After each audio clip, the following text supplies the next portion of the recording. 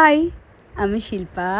তো আজ চলে এসেছি আরও একটা মেহেন্দির কাজ তোমাদের সাথে শেয়ার করতে। এই দেখো মেহেন্দির কোণ এবং বিয়ের সামগ্রীগুলো নিয়ে বেরিয়ে পড়েছি। আর আজ যাচ্ছি আমার ছোটোবেলার স্কুলের পাশ দিয়ে। আজকে লোকেশানটা ছিল কমলপুর। প্রথমেই গিয়ে করে নিয়েছিলাম একটা সেমি ব্রাইডাল মেহেন্দি। দিনটা ছিল 12 মে 2026। তো আজকে ছিলাম ব্রাইড সিঞ্জিনের বাড়িতে মেহেন্দি করতে। প্রথমেই সেমি ব্রাইডাল মেহেন্দিটা করে নেওয়ার পর এই যে ব্রাইডের মেহেন্দি করতে বসে গেছি। আর ও বলেছিল, দিদি তোমার মনের মতো করো এবং ব্রাইডগ্রুমের ফেসটা রেখো।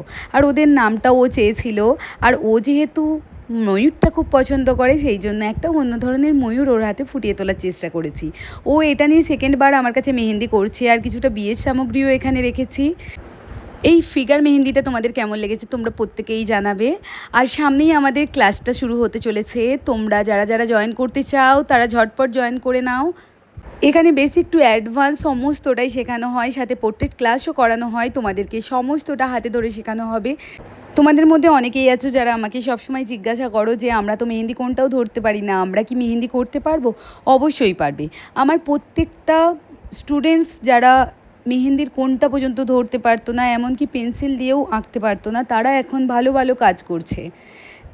তো ঝটপট নিজের সিটটা বুক করে নিও। আর দেখো এখানে ব্রাইড সিঞ্জিনি ওর পায়ের মেহেন্দিটাও করেছিল। এটা ছিল আলতা মেহেন্দির ওপর, আলতার সাথে মান্ডালা। আমি পার্সোনালি ভীষণভাবে পছন্দ করি এটা। আর আমার প্রতিটা ব্রাইডও এটা পছন্দ করে, সেই জন্যই ওরা এই মেহেন্দিটা বরাবর চায়।